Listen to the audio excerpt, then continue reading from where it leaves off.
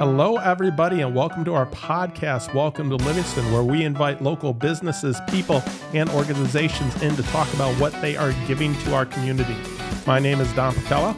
And I'm Angela Paquette, and we're with the Paquette Group Real Estate Professionals. As realtors and brokerage owners, we bring valuable insight into the local market and community every week. Thanks for listening, and welcome to Livingston. Hello and welcome everybody to another episode of our podcast, Welcome to Livingston. My name is Don Paquette.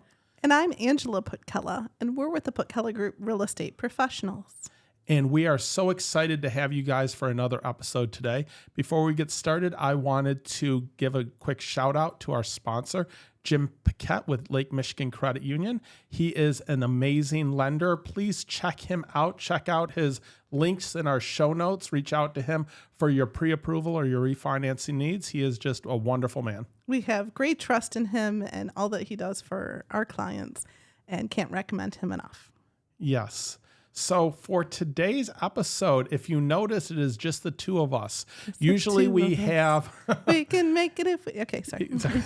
So usually we will have on a local business to talk about what they're doing in the community or a local event coming up and such. But sometimes we take a step back and just have the two of us and talk a little bit of real estate because we are realtors. We do own our own brokerage, the Paquette Group here in Livingston County. So what we wanted to do today is speak to our buyers and our sellers a little bit. And what we're going to be talking about is we're going to be talking a little bit about features people look for in the home. So from the buyer aspect, it's how does the features that you're looking for, the things that you want in a home, affect finding it, right?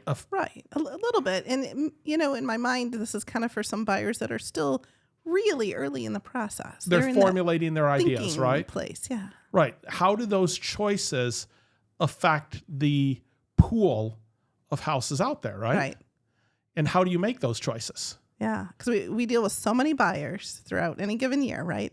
And everyone wants something that checks all their boxes. And here's what our must-haves are, and here's what our nice-to-haves are, and right. so forth. And sometimes you can't check every box because two boxes conflict with each other. Yes. Right. Yes. And sometimes it takes a while to figure that out. Mm-hmm. You can have A or B. You can't have A, B, and C. Right. Well, and sometimes there's the things that people think that they want, but they don't realize that it's a little bit different. And so it really becomes a process. Right. So for the buyers listening to this episode, it's kind of like, how do we make those choices and how might that affect things? And for the sellers out there, it's how does what the buyers are looking for in a home affect the saleability of your home? Because you can frame your house in different ways, right? And what amenities do you have, and what can you highlight to make your house have more demand and be more saleable? If you know what people are looking for, if you're looking to do renovations at your house, or you're getting ready to maybe sell in the next year, if you know where the demand is, then you're able to position yourself in a better way. Absolutely. And so that way you can come at it being more educated, right? Because something as simple as a roof, like, oh, I've slapped a roof on and now I want to charge X amount more for the house. Well, it doesn't really work that way. So these are important things just to think through and be aware of. Right. Exactly. There's certain things that increase demand, but not your price. And there's certain things that can affect the price, but not demand. So it's kind of interesting to look at that way. But you know, some of the features to start off with, I'm going to hit really quick on some of the basic ones, that these are things you can't change about a house, but these are things that really affect what the buyer's looking at, right? Yeah. Livingston County is one of the biggest growing counties in the state. We have a ton of people moving into the county. And if they're moving in from Southeast Michigan and they're coming from a suburb, they may have never been on a well and septic before. Right. All right. So if you're on sewer versus septic, makes an impact. And there's buyers out there that say, I will not be on a septic system. I will only be on sewer, or I will only be on city water because I don't like the taste of it. Or, I knew someone that had iron in their water and then it stained the siding on the outside of their house. So sewer or septic is a decision a lot of buyers make before they even get started. Right.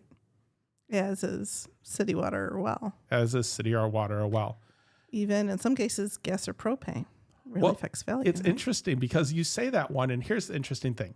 So if you looked at like in the past couple of years, the white whale for a house somebody's looking for, right? Yeah. So they want to be on 5 or more acres. They want a ranch house. They want a pole barn. Maybe they want some woods because they want to be able to hunt. They want privacy. They want privacy. They want to spread out, right? Yeah. But then they don't want to be on gravel, and they don't want propane, and they prefer city water. Yes. Right. Logistically, that's very, very, very difficult. So one of the jobs we have when we sit down with a buyer is we have a discussion with them, and we say, what's the perfect home for you? What are the things you want in a home, right? Mm-hmm. And then have a discussion about it of like, hey, is this possible, right? If you want to be in a lake area that is an older type community that has a lot of wells, but you want city water, you're limiting your pool and you're making it very difficult to find a home. In some case, might even be impossible. There may not be city water at that location. Right. Or you want to be on 5 acres, but you have sports cars and motorcycles, so you will not be on a dirt road. Right. It really limits the pool. Right. It limits the pool.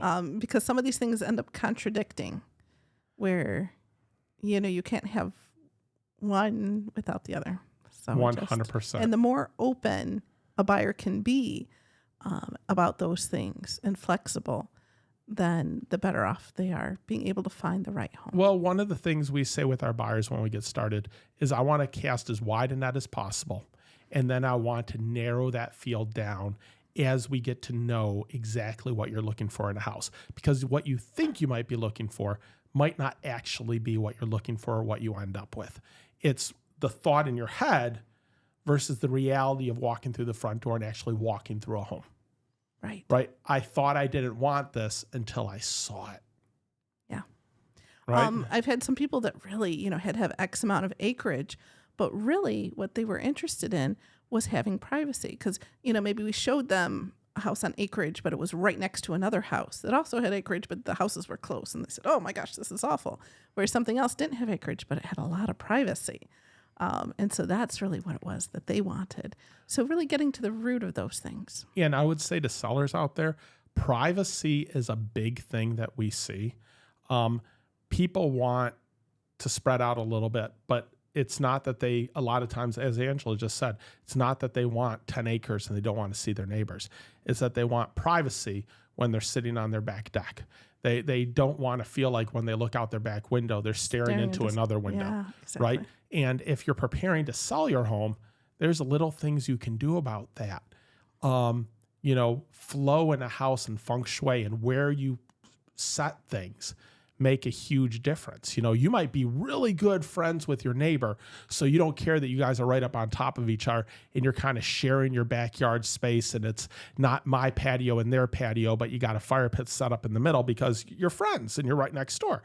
But then when you go to list the house, that doesn't play as well in the listing. You want to set up your patio and then have the other patio set up, so you create that sense of, if you want privacy, it's here. And if you don't want it, it's okay. But don't eliminate the idea of it being there. Because ultimately you're trying to appeal to as many people as possible. Right. Because the next person that comes in may be best friends with your next door neighbor too, Right. But you don't know that. So just appeal to as many possible buyers as possible. Right. So one of the things you had an idea on is hitting on some unique features that people look for in homes, and then talking a little bit about each of those on how it affects the looking for the home and what the different points are within it. True. I also wanted to touch on, and so maybe I'll interview you on this just for the next couple of minutes. Let's go for it. And because some people out here may have not moved for a long time. They may not even really be thinking about moving, but they might be really curious as to what is it that all these buyers are asking for? Like what's the most popular features that show up on everybody's list? Go.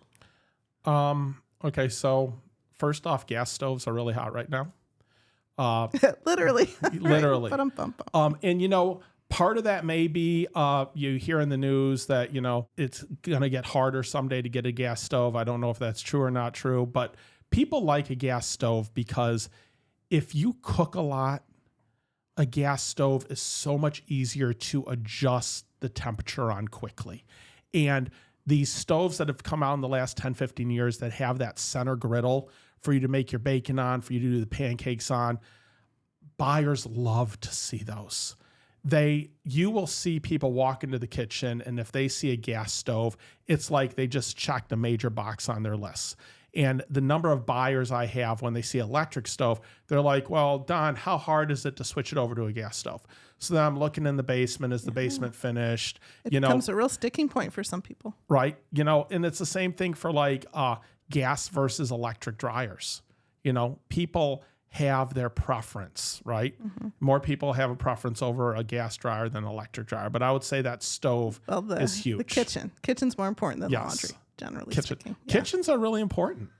People like to see an updated kitchen. They like to see granite. I'm seeing people that are loving the idea of a double oven. Yeah. And not the ones that are next to each other, the ones that are stacked, right? Right. So they're liking that double oven idea. A lot of people are really keen into, are there two sinks in the primary bathroom? Yeah. Is there a walk-in closet? Yes. But what I'm seeing even more now is there a his and her walk-in closet? Right. Because it's, the joke all the time when I'm in these showings, it's like, oh, that's the wives, and you get this small closet over here. You're going to have to figure it out because this is for me, right? Yeah. But if you have the his and hers, it really solves that problem, and people are really loving those types of amenities. So yeah, closet space in the primary is really more and more important. Right. And some of the people that do end up moving, that becomes one of their main pain points that they really feel is important. Yep. Bathrooms in the basement. Yep. People love to see a bathroom in the basement, which is interesting because I don't think those bathrooms are used as much as people think they are. Yeah. But it's the idea of it. We had someone once on one of our listings back out because they thought that there was the plumbing. The three-piece plumbing in the basement. And there wasn't. And they said, you know what? That's a showstopper for us. Right. So, yeah, it's really interesting. Those are really interesting. I would say the finished basement. The finished basement is huge. Yeah. People really want a finished basement. They like the idea of a walkout if they could get that and such. But offices, though. That's another thing. I thought you were interviewing me. Oh, well, I had some of my own ideas. Offices are huge, yes. You want to elaborate on offices? No, you go for it then. No. I'm interviewing you.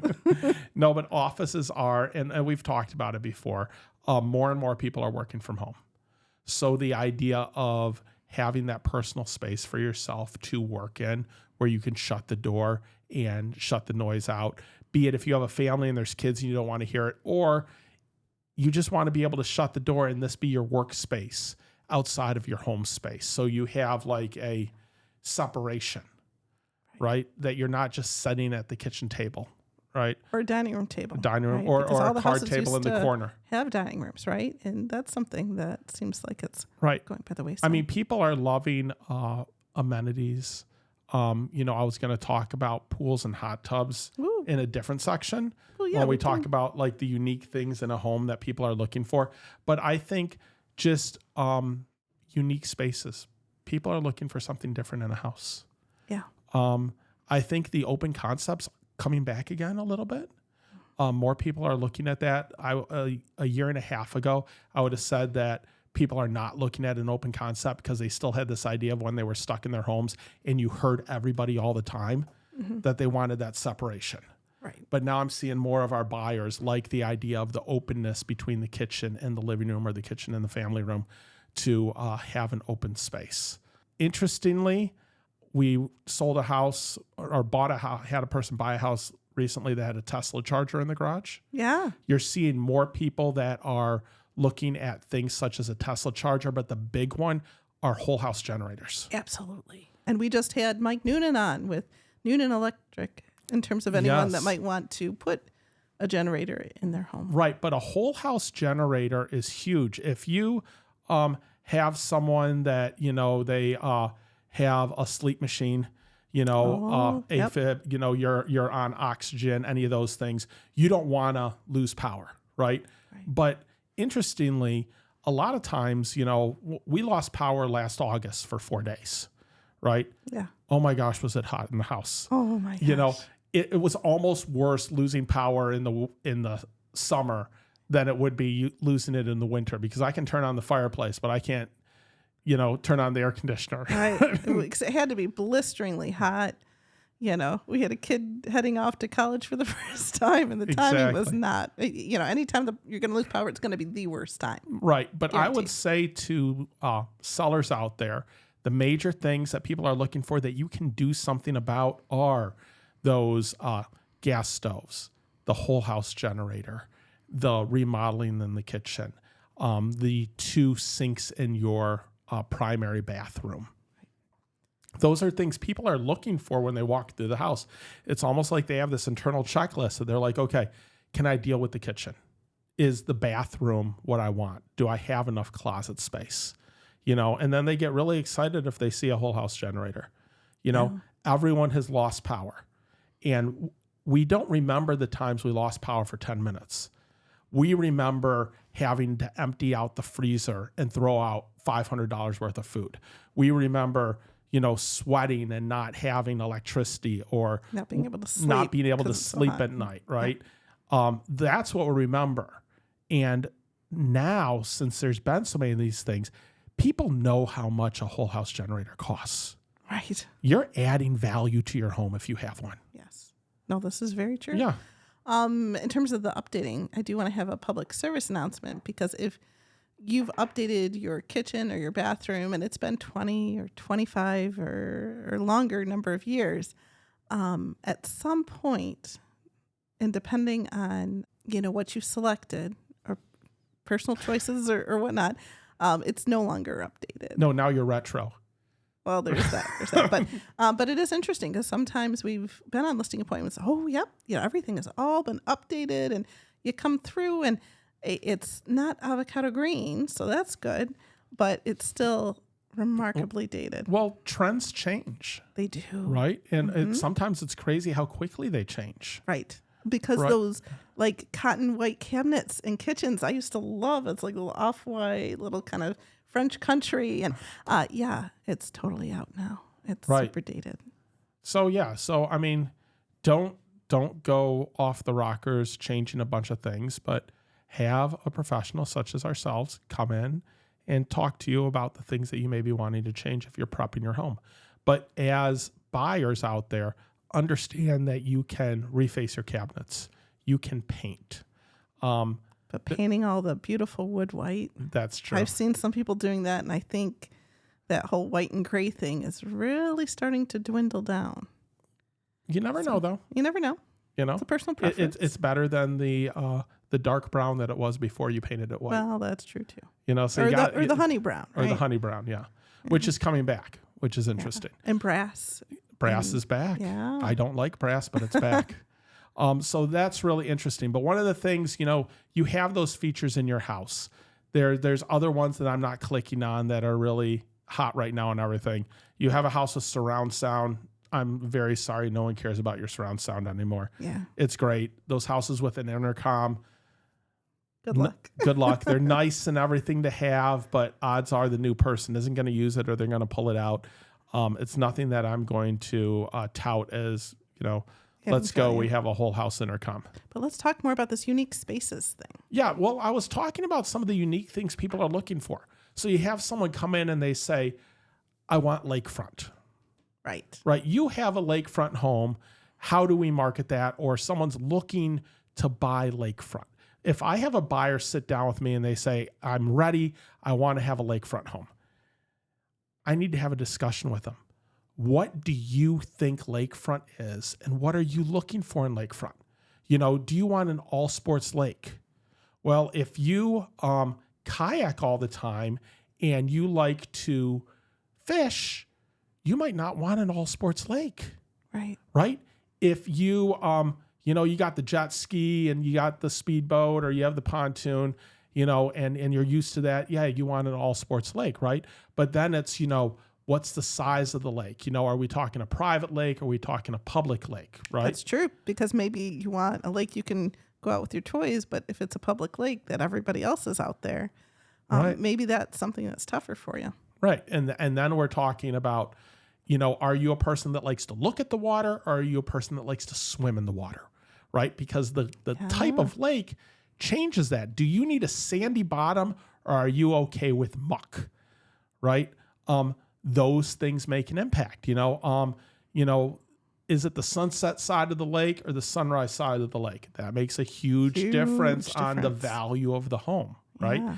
And then, are you a handy person or not? Okay. So when we're talking lakefront, a lot of times I'm talking houses that used to be cabins that are now someone's permanent residence, right? Right.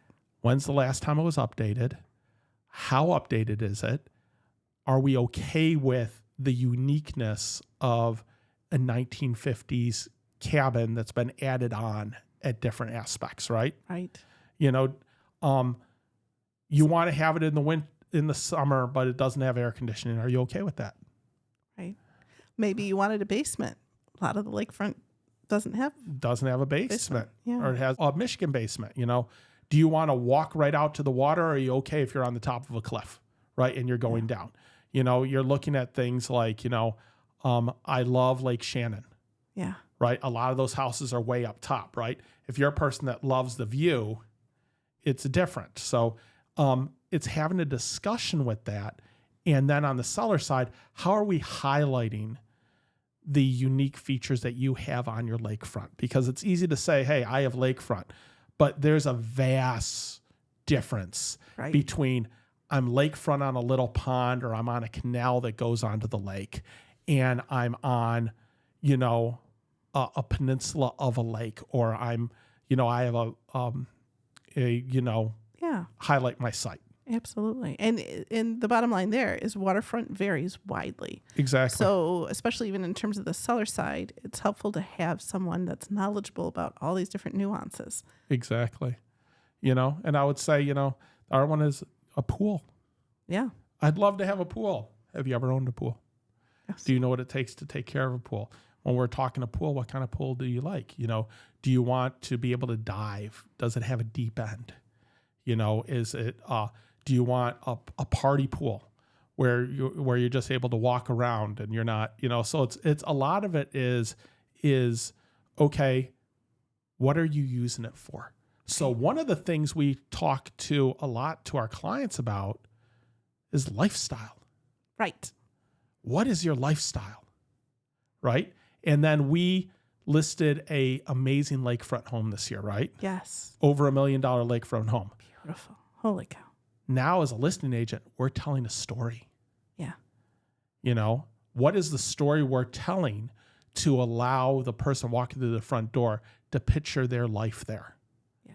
Right. So we're to be willing to spend $1 million on it. Right. Yeah. We're matching those. Yeah. So it really makes it different because, like I said, each lakefront is so different. Right. Pools, but in terms of pools, salt water. Well, and here's another thing too. Okay, and we are pool owners ourselves, so we can definitely speak firsthand on it. Those conversations are so important because there are some people that may not be okay with the maintenance, and maybe in that case, or the liability, yeah. So there's options because there's a lot of great neighborhoods that have neighborhood pools where you have access to it, but then you don't have to worry about any of those things. Right. And I would say they're not as much work as you think they are. But being on the 4th year of a pool owner, I will say that it's not getting the use that I envisioned it would have. Fair point. Right? Yeah. It's the toy. I mean, that being said, I was in the pool yesterday. Yeah. It was a nice hot day. I loved having it there. But again, it's all about lifestyle. What are you looking for? Because sometimes people have their place up north, right? Right. Well, in Michigan, you have a very finite period of time. And if you have a pool at home and a place up north, you're kind of conflicting your time. Right. Those are head-on things, right? Exactly. Because there's only so many nice days. Yeah. So maybe you don't need a pool. You need a hot tub. Yeah. Right. There is. And hot tubs, people love hot tubs. Holy cow. Right. And even saunas. I think a little less so. I think people don't necessarily understand all the great health benefits of a sauna. Right? Am I saying it right? You were very close. Sauna. Okay, there we go. But hot tubs. People Hot tubs, right. really like hot tubs, but that's another one that does take a lot of work. You know, and so other interesting amenities, I would say you have the idea of like a gated community or a golf course community, and asking yourself why you want to be in that community. You know, do you want to be on the course where you get to see the course, but at the same time have to deal with people coming by in their carts all the time and not feeling you have the privacy? So you have walking through your yard looking for their balls. Yes. Well, I golf quite a bit. I've walked through quite a few yards looking for balls. So it's that whole idea of I want privacy, but I want this amazing view. And how do those marry with each other? How do you reconcile those two things? Because people are going to be marching through looking for their balls. Right. So for buyers out there, when they have a list, I say, okay, can we rate this list a little bit? What's most important to you? What's least important to you? And then how do we find those things? Because, you know, you can have the amenity you want, you know, there's the amenity you want, there's the location, there's the price, there's the condition, right? And you usually can't get all four of those things. Yeah. So, you know, I want a beautiful pool on a golf course, but I don't want to pay X amount for it. Well, sorry, you know, I'll look for it, but it might not be there. Right. Yeah, this is fair. And you know, outside of the whole country club idea, what about there's so many people that want land and they want outbuildings. Yeah. That's something else that's wildly popular. Yeah. So, no, that is wildly popular. So people love the idea of pole barns and having their own pole barn. If you're a buyer looking for a pole barn, I would say, make sure to look at the condition of the barn that you're getting. Some of them need a lot of work to get them to where you want to be. But look at what you're using it for, and let's have a discussion. We've sold some great houses with pole barns, help people buy ones with amazing pole barns. But for that car guy, that person that likes to be outdoors and everything, there's nothing better than 5 acres and having a nice pole barn for themselves, right? Yeah. A lot of people, you know, I hate to say it for the seller, but that $50,000 to $75,000 pole barn that you put into your house, odds are it's not going to add $50,000 to $75,000 to your house's value. Right. Thanks to the appraisers, right? Thanks to the appraisers. However, it is going to increase your demand with that pool that's looking for it. Because people want a pole barn, but they want the pole barn to have concrete inside. And they want the pole barn to be heated. And they want, you know, X, Y, and Z, right? Right. So if you have X, Y, and Z, then you are in a really good position when your property is being sold. But I tell everyone all the time, remember, you're doing renovations for you, not for the person that's buying the house. Make sure you're enjoying it.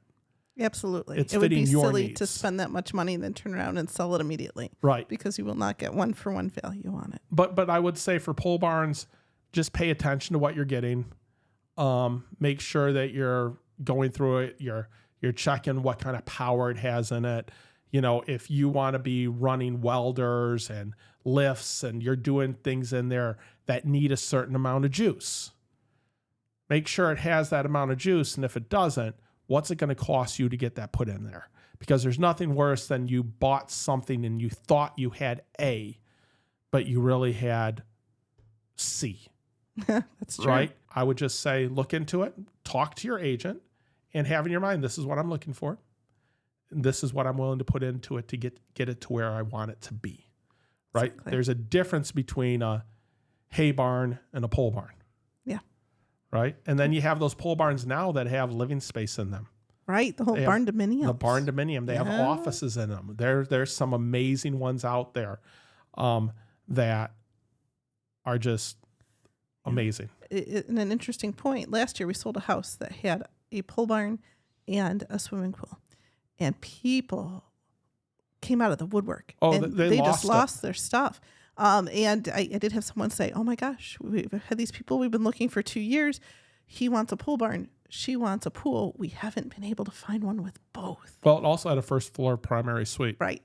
So it checked it everybody's trifecta. boxes, right? Yeah, because the first floor primary suite is very important to a lot of buyers right now. Well, as we have, I've talked about this on other episodes, as we have people aging in place. Even. Aging in place, that first floor primary suite is really important to them. And you have younger people that are taking care of their parents and they see the difficulty of getting up and down the stairs. So now they're buying with the intent of, when I finally get to that age that I can't go up and down the stairs, does this house work for me? Right. So it's important. In some cases, multi-generational, right? Yep. Sometimes people want a primary upstairs and one downstairs because they are bringing an elderly relative in. 100%. Mm-hmm. Yep. So I would say to buyers out there, the biggest thing is to sit down and go over a list of what you're looking for and be flexible on that list. Mm-hmm. You know, I always love to say, we had a client a few years back that, you know, they told me the things that they needed and we were having trouble finding that house. Right? These were the must-haves. You know, one of them was it had to be on a paved road because they had Harleys. Yep. No option unless it's on a paved road, right? So then they called me up and they said, hey, here's an address. I really want to look at this house.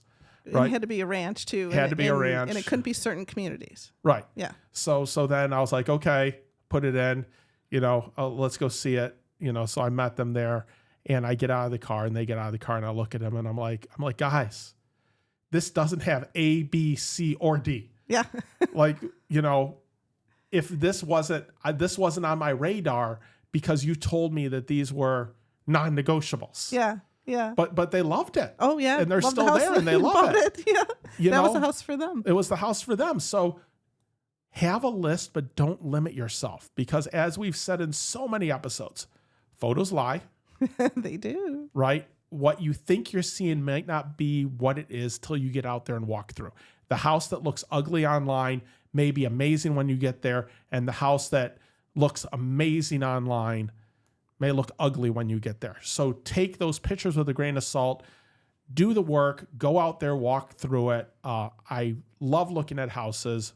Angela loves looking at houses. Yeah. You are never going to be an imposition to us at all to go out to see a house. Some people say, well, maybe I'll go to the open house. Well, you know what? I want to see this house too. Right? We want to give you the privacy. Even though we can just, go, but you're right, to get the privacy, you don't have the seller's agent right there breathing down your neck. You know, have a private showing. So have that list, but then know that you can go outside of that list and this is just a starting point, right? Mm-hmm. And for a seller, sit down with your agent, have them go through the house and be able to say, these are the features in the house that we think are going to be the ones that are going to sell it.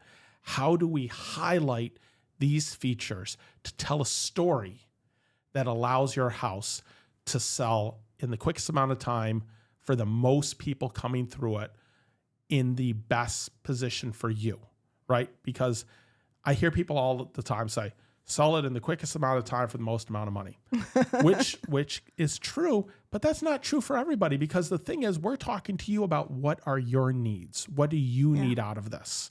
And then we set that up to maximize the potential for you personally based on your needs. Absolutely. Yeah. Did I miss anything? Well, you had promised unique features. And I don't think we were that unique. So lightning round, give me unique features that you've seen or that people have wanted or just that you've come across. I have seen secret rooms in houses. Yeah. Those are always unique when you see a secret room in the basement or, those garage, those sorts of things. Mm-hmm. I've seen bidets. Bidets. Right next to the toilet. People always freak out when they see a bidet. Yeah. Those are things, I wouldn't call it unique, but I've seen like the kitchen in the garage. Yeah. That's kind of unique. Now, sunrooms aren't necessarily unique, but people do go head over heels. People go head over heel for sunrooms. Because they are awfully expensive. And again, much like Outbuildings, the appraiser will not give you much in value whatsoever. Right. People love the man cave. Oh, yeah. Like a really unique bar. Mm-hmm. People go out, they go gaga over a unique bar. Yeah. Wine cellars too. Wine cellars. Yeah. I've seen had some people really like, I don't nice even drink wine, cellars. but I love this. You know, the sauna in the basement Yeah. or the one in the backyard, those are somewhat unique. Mm-hmm. You know, I've seen a couple swim up bars, Yeah. which I find pretty unique. Haven't found a lazy river yet, but boy, would that be No, cool. I've seen pictures of lazy rivers, but none in Michigan. Yeah.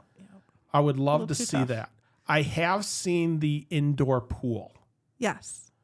which was very unique, which I thought was awesome. But the buyers were afraid of mold. Yes, because the house was worse for wear, and it was kind of a first-time home buyer price point, right? So here you had a first-time home buyer house, but then you had this indoor pool attached to it. So that's I've seen the drive-through garages. People love those. Those are a little bit of a unique feature.